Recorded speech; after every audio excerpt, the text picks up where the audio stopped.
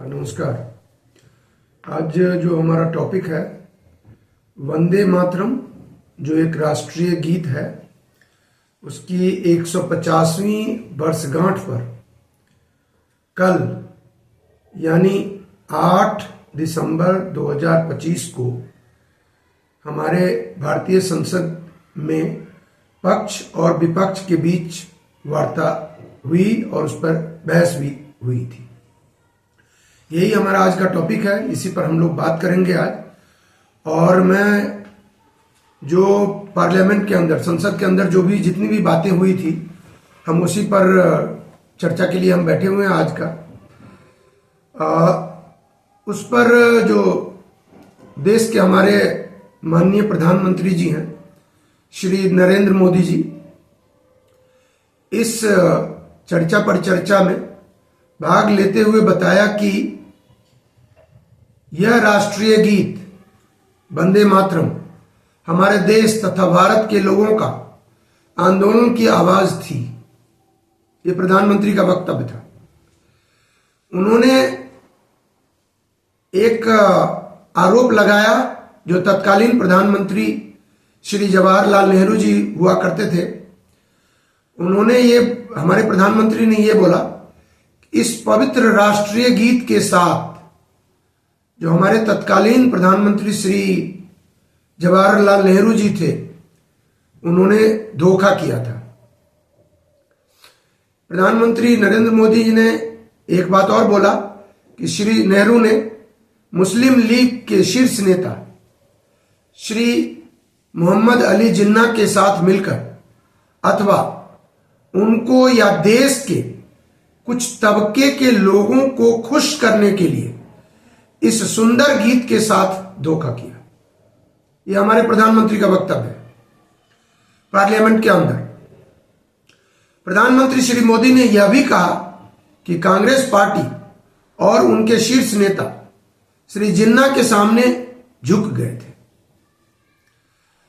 प्रधानमंत्री ने फिर अगला बयान यह भी दिया संसद के अंदर कि नेहरू जी ने श्री सुभाष चंद्र बोस को इसी राष्ट्रीय गीत वंदे मातरम के संदर्भ में 20 अक्टूबर 1937 को चिट्ठी भी लिखी थी कि वंदे मातरम गीत की कुछ पंक्तियां समाज के कुछ तबके के लोगों को इरिटेट यानी चिढ़ा सकती है। ये नेहरू जी ने हमारे सुभाष बाबू को चिट्ठी लिखी थी। इसी बहस को जारी रखते हुए माननीय रक्षा मंत्री श्री राजनाथ सिंह ने कहा कि वंदे मातरम देश के स्वाधीनता संग्राम को बहुत ही ज्यादा ताकत दिया, परंतु देश जब स्वतंत्र हो गया तब कांग्रेस पार्टी तथा उनके शीर्ष नेताओं ने समाज के कुछ तबके के लोगों को खुश करने के लिए शुरू के 2 अंतराओं को संलग्न करके रखा और बाकी अंतराओं को पब्लिक परिप्रेक्ष्य से अलग कर दिया गया या हटा दिया गया। यह हमारे राजनाथ सिंह का बयान था संसद के अंदर। फिर इसी बहस को जारी रखते हुए हमारी विपक्षी पार्टी कांग्रेस से वायनाड लोकसभा की माननीय सांसद श्रीमती प्रियंका गांधी वाड्रा ने अपना विचार कुछ इस प्रकार से रखा। उन्होंने कहा कि हमारे सरकारी पक्ष के लोग, विशेष रूप से माननीय प्रधानमंत्री जी, हमारे सामान्य जनता के वास्तविक मुद्दों जैसे बेरोजगारी और बढ़ती हुई महंगाई से ध्यान भटकाने के लिए इसी तरीके के विषय पर संसद में बहस तथा संसद का समय बर्बाद कर रहे हैं। श्रीमती प्रियंका गांधी ने कहा कि चूंकि कुछ महीने बाद पश्चिम बंगाल में आम चुनाव होना है और उसी के मद्देनजर सरकार इस तरीके के चर्चा संसद में करवा रही है जिससे कि पश्चिम बंगाल चुनाव में उसका माइलेज लिया जा सके। श्रीमती वाड्रा ने यह भी कहा कि जो महानुभाव स्वाधीनता आंदोलन के लिए लड़ाई लड़ रहे थे उनको नीचे दिखाने का काम हमारे प्रधानमंत्री जी कर रहे हैं। वायनाड सांसद ने यह भी कहा कि यह राष्ट्रीय गीत भारत के लोगों के दिल में बसा हुआ है। उन्होंने यह भी कहा कि इस गीत का 2 अंतराही 1875 में श्रद्धेय श्री बंकिम चंद्र चटर्जी जी ने शुरू में लिखा था। बाकी 4 अंतरा 7 साल बाद लिखा गया था तथा इसी गीत को श्रद्धेय रविंद्रनाथ ठाकुर जी ने 1896 में कांग्रेस पार्टी के अधिवेशन में पहली बार गाया गया था। श्रीमती प्रियंका ने यह भी कहा कि 28 अक्टूबर 1937 को कांग्रेस वर्किंग कमेटी के मीटिंग, जिसमें महात्मा गांधी, सरदार वल्लभ भाई पटेल, पंडित जवाहरलाल नेहरू, श्री सुभाष चंद्र बोस, श्री रविंद्रनाथ ठाकुर, श्री मौलाना आजाद जी और बड़े नेताओं की उपस्थिति में केवल 2 अंतराओं को ही स्वीकृति दी गई तथा बाद में उसी 2 अंतराओं को संविधान सभा में भी डॉक्टर अंबेडकर, राजेंद्र बाबू, श्यामा प्रसाद मुखर्जी तथा अन्य शीर्ष नेताओं की उपस्थिति में स्वीकृति फाइनली दे दी गई। प्रियंका वाड्रा ने यह भी कहा कि 17 अक्टूबर 1937 को सुभाष बाबू ने श्री नेहरू को पत्र लिखा था कि जब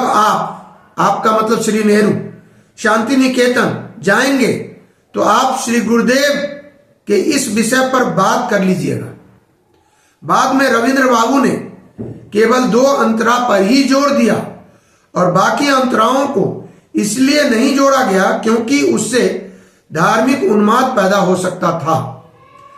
समाजवादी पार्टी प्रमुख श्री अखिलेश प्रसाद यादव ने कहा कि राष्ट्रीय गीत वंदे मातरम स्वाधीनता संग्राम के दौरान आम लोगों को एक सूत्र में बांधने के लिए औजार की तरह उपयोग किया गया था। उसी बहस के दौरान तृणमूल कांग्रेस के माननीय सांसद श्री काकोली घोष दास्तीदार ने कहा कि वंदे मातरम केवल राष्ट्रीय गीत नहीं है, बल्कि यह एक परंपरा के तहत भारत के लाखों लोगों ने देश को आजादी दिलाने के लिए इस गीत को फ्यूल यानी ईंधन के तरह उपयोग किया। ये बात जो भी मैंने यहां पर अपने रखा है इस राष्ट्रीय गीत के संदर्भ में, ये कल के पार्लियामेंट के बहस में जितनी भी बातें हमारे शीर्ष नेताओं ने संसद के अंदर वक्तव्य जारी किया था और आज मैंने द हिंदू न्यूज़पेपर के थ्रू जो भी हमारे पास जानकारी मिली थी उसके थ्रू मैंने आपके समक्ष रखा है। अब मैं इस विचार पर, इस संदर्भ में मैं अपना विचार ये रखना चाह रहा हूं कि मैं समझता हूं चाहे वो पक्ष के नेता हो, प्रधानमंत्री हो, रक्षा मंत्री हो या सरकार के कुछ अन्य सांसद महोदय या मंत्रीगण जो अपने विचार संसद के अंदर रखे थे, और विपक्ष के नेताएं जैसे श्रीमती प्रियंका गांधी या अखिलेश यादव जी या काकोली घोष साहब जो भी या बाकी अन्य विपक्ष के नेतागण जो संसद के अंदर अपने विचार रखे थे, मैं समझता हूं कि दोनों पक्ष के विचार मिलते जुलते हैं क्योंकि स्वाधीनता संग्राम से मिली हुई बातें हैं, जुड़ी हुई बातें हैं। और मैं समझता हूं कि सारे नेताओं ने एक ही तरीके की बातें रखा क्योंकि उस समय हमारे देश के सामने यही जरूरत की बातें थी। तो मैं ये कहना चाहता हूं कि पक्ष और विपक्ष दोनों के शीर्ष नेताएं आपस में बैठ के इन बातों पर एक सहमति बना के, और मैं समझता हूं कि जो भारतीय राष्ट्रीय गीत है वंदे मातरम, उस पर एक सहमति जारी करके और उस पर फिर आगे की कार्रवाई या जो भी फाइनली आपस में दोनों पक्ष विपक्ष के लोग हम रखना चाहते होंगे तो उस पर एक स्वीकृति प्रदान करके और उसको आगे बढ़ाने जाए, यही मेरी सोच है, यही मैं अपना विचार रखना पसंद कर रहा था आज के दिन में। और आज के लिए इतना ही, और फिर नए टॉपिक के साथ मैं अगले एपिसोड में आऊंगा। तब तक के लिए बहुत बहुत धन्यवाद।